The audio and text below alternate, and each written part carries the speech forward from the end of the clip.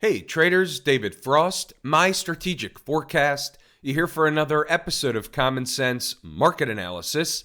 Today is Tuesday, October 8, 2024. We're looking at a daily chart of the SPY or Spider, which is the proxy for the S&P 500. What do we have on the docket today? Following yesterday's down day, we had a turnaround Tuesday, a gap higher open a la rescue operation.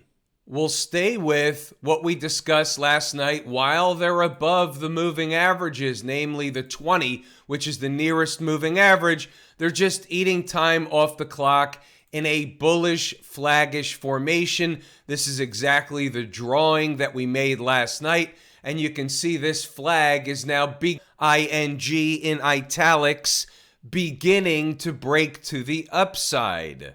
The all-time high is 574.71. She's not there yet. She's a chip shot / stone's throw away.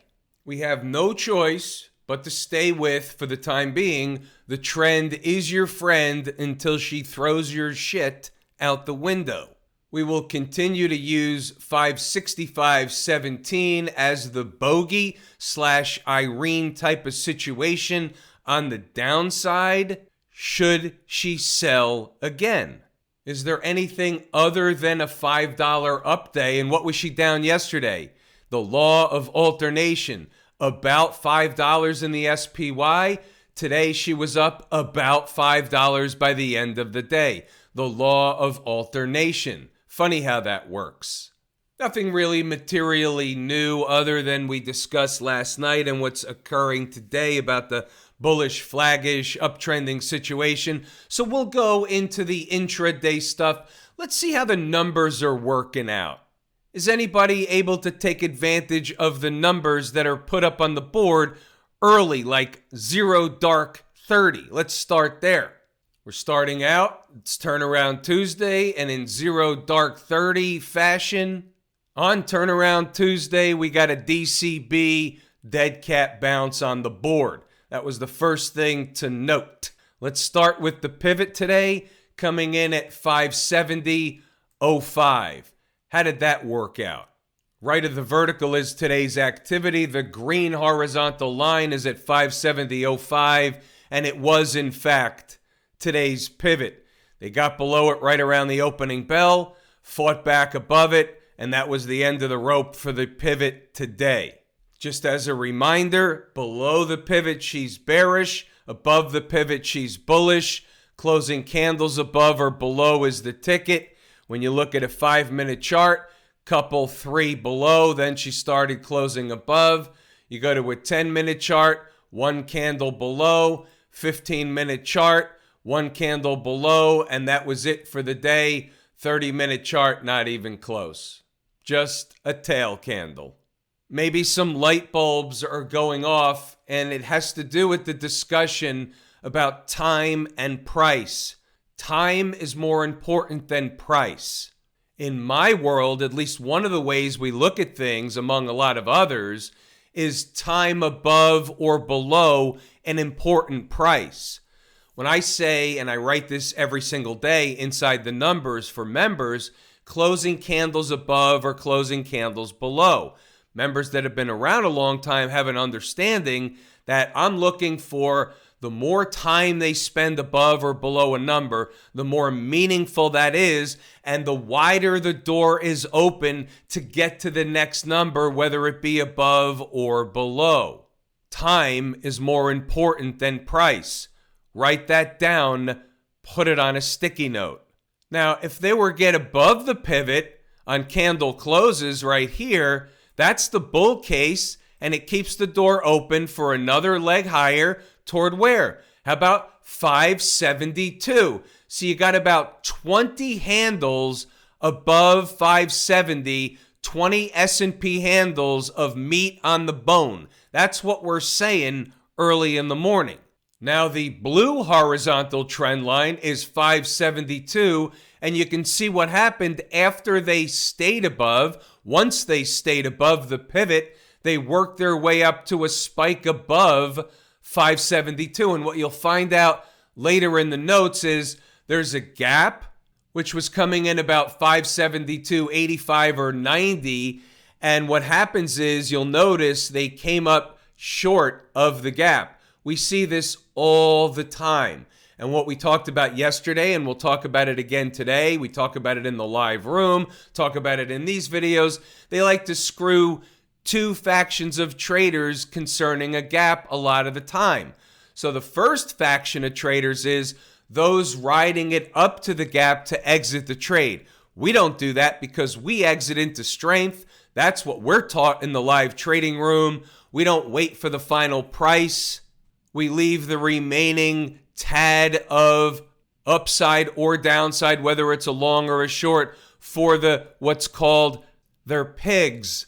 We exit into strength rather than chasing the market back down, watching the profit erode because we missed an exit. Does that sound familiar?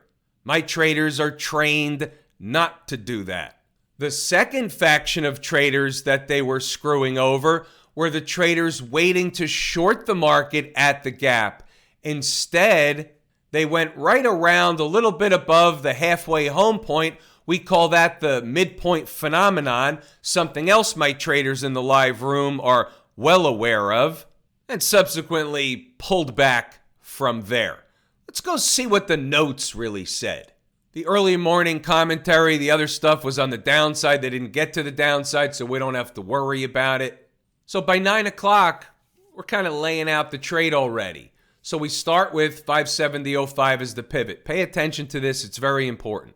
Above on candle closes, and she can work her way up first to 571.30. Write that down. Put it on a sticky note. About 571.30. Look over here on the right. This blue line is 571.30. You can see what happened. They got above the pivot. First went to 571.30, provided a scalp trade, and then once they got above 571.30, what was the next order of business? 572. It was actually 05.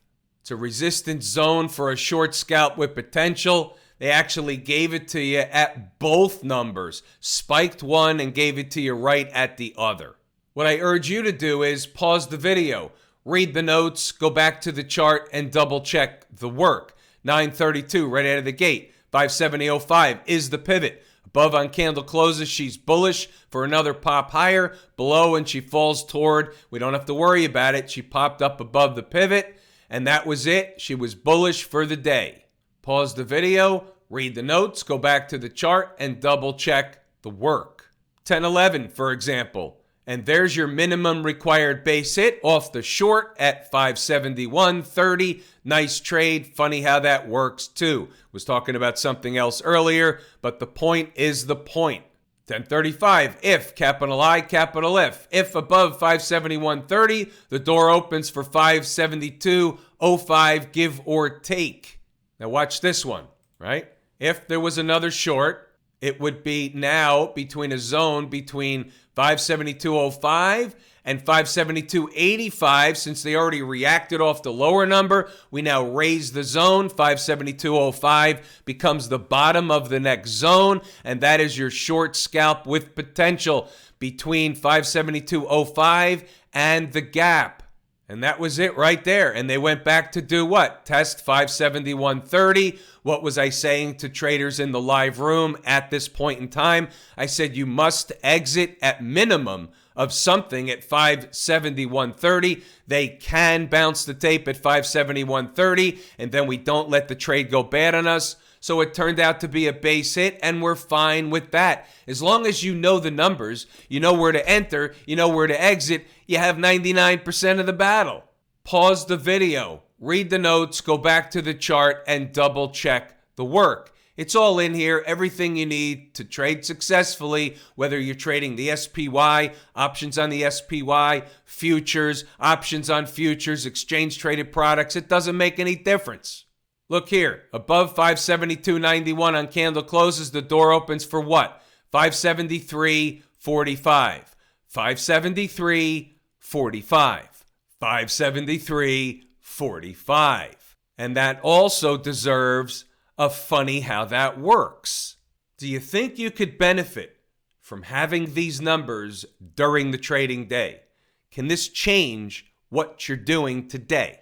The answer is yes. Now, this isn't to the end of the day, but the point is, and repeat after me, the numbers work. So here's something interesting. We're looking over here in Camp IWM, and we look at the spiders, and they were up about 1% today. The S&P, SPX was up about 1%. The IWM, which is my favorite market-leading indicator, was up 15 cents, less than 0.1%. It was flat, F-L-A-T, flat on the day. Something else is going on. Why can't they recapture the 20-period moving average in Camp IWM?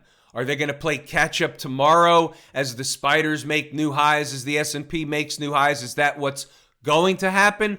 Or is this foretelling of the fact that today was a fake rally in the S&P and the Qs for that matter, and they're going to come back down because my favorite market leading indicator is certainly giving a hint. We don't know which one it is yet. We are the umpire calling balls and strikes, but we have to look at it both ways and know when we see a divergence. And we are seeing a divergence between the S&P, the Qs, and the IWM. The IWM is diverging. A divergence will resolve itself one way or the other. Either the IWM is going to flip around and head back upward, or the other indices are going to flip around and head downward.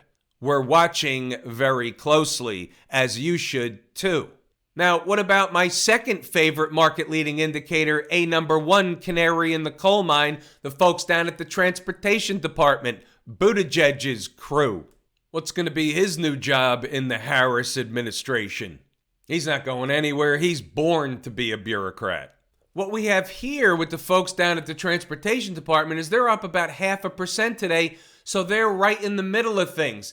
S&P was up about 1%, IWM's flat, and here we are with the folks down at the transportation department right smack in the middle, the midpoint phenomenon, and we'll even issue that one a funny how that works. So it's not really telling us anything. We're going to take our cue from the IWM and the transports, but today the transports were up, just up more than the IWM for sure, but less than the S&P. We're just going to simply move it along.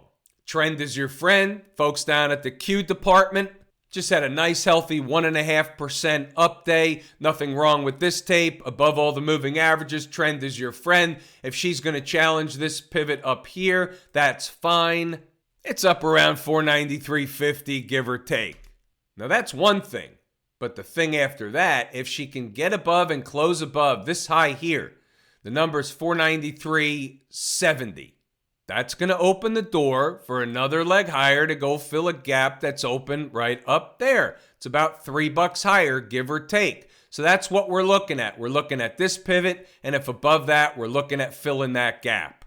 Anything interesting doing over in the XLF complex, if you will? Not really, up 26 cents, about 0.5%. So again, not as much as the S&P, more than the IWM. Financials were up 0.5%. We're not going to make a federal case out of it. We have basically an inside day to yesterday. They're above all the moving averages. We're going to take our cue from the trend as your friend. Getting below yesterday's low would be negative and bearish. It would bring in 44.30 into play. Staying above the 20-period moving average, all the moving averages, then the trend is certainly your friend, and we're sticking with that story. Semi's on a run, Nvidia's on a run, it's in the news, SMH above all the moving averages, trend is your friend, up $4 today, 1.7%, leading the charge in terms of bullishness, which is also part and parcel to what was pulling the Qs upward today. Have I told you how much I appreciate each and every one of you? Without you, these videos, they're not possible. That is true and accurate information. We're pulling the ripcord here today. I'm David Frost, My Strategic Forecast. Thanks again for tuning in to another episode of Common Sense Market Analysis.